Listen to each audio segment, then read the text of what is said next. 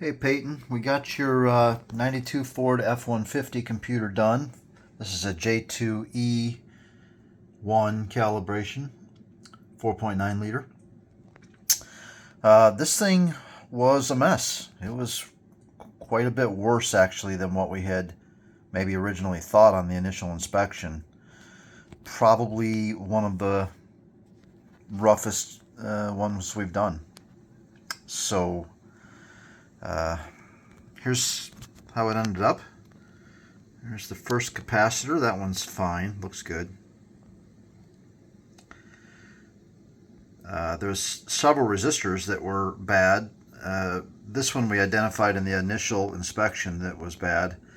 But these two here we didn't catch originally until we looked closer, and they were flaking and cracked. So that was weird. Not typically something we see. The damage here on the top one was a little wider than maybe what we had thought. This dark green you see here is like a new conformal coating. It's to seal the board up after the repair. This one is the really problematic one.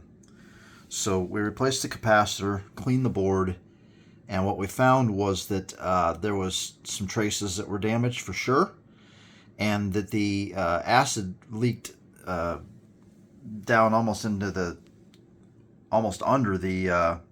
microprocessor there, and that's pretty ugly.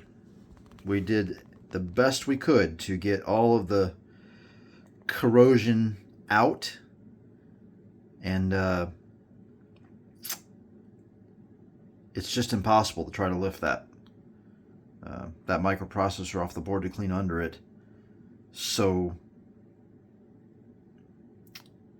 yeah, that's about as good as it's gonna get. If any more work had to be done, the computer wouldn't have been worth fixing. So we did the best we could with that, and that was some pretty extensive damage in there, and it's not real pretty, that's for sure.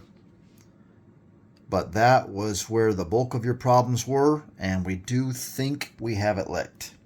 I think it's going to be okay. Everything else looked pretty good.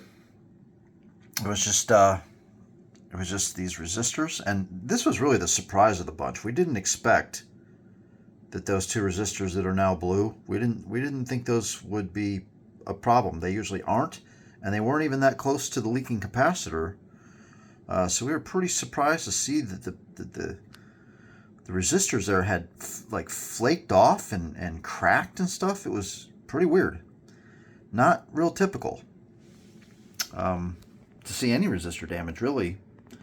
This one here was mostly damaged from the leaking capacitor, so we kind of understood why that one was messed up, but we were rather surprised to see those two were messed up. We took a look at all the others a little more closely after that. We really didn't see any other problems with the other ones. They look okay. And all the other components on the board seem to be fine too, so don't really see any big problems with any of the other components.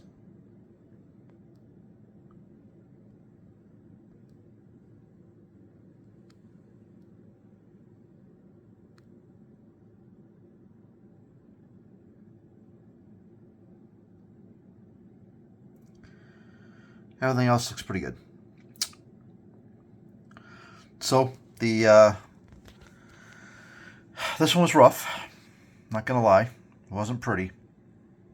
But given the nature of these early F150s with the EC4 Ford computer like this guy, these computers are hard to get. They're not inexpensive. And whatever used ones you get are not going to be usually in much better shape than the one you're trying to repair. So it is appropriate to give it a shot. And I think it's going to be okay. All right, on to the basic bench testing. It doesn't tell everything, but it gives us some idea whether the thing works or not. It powers up. Fuel pump operations normal. Check engine light operations normal. Still has the 5 volts on the regulator. Put it in code pulling mode, and codes do blink And here they come. These codes don't tell us much, otherwise I would interpret them for you, but they're really not important on the bench, because on the bench nothing's plugged in. So it's going to throw all kinds of codes for unplugged sensors and things like that that just are not going to be there in the real world when you put this computer back in the truck. So we're not necessarily looking at what codes are being thrown here. We're more looking at, is the computer capable of throwing codes, and showing us that and thinking clearly. So that's what's happening there. But you can count those codes out and look them up and see what they are. They're just going to come up as a whole bunch of unplugged stuff. All right, that's it. We'll get this thing out to you as quick as we can. Thanks.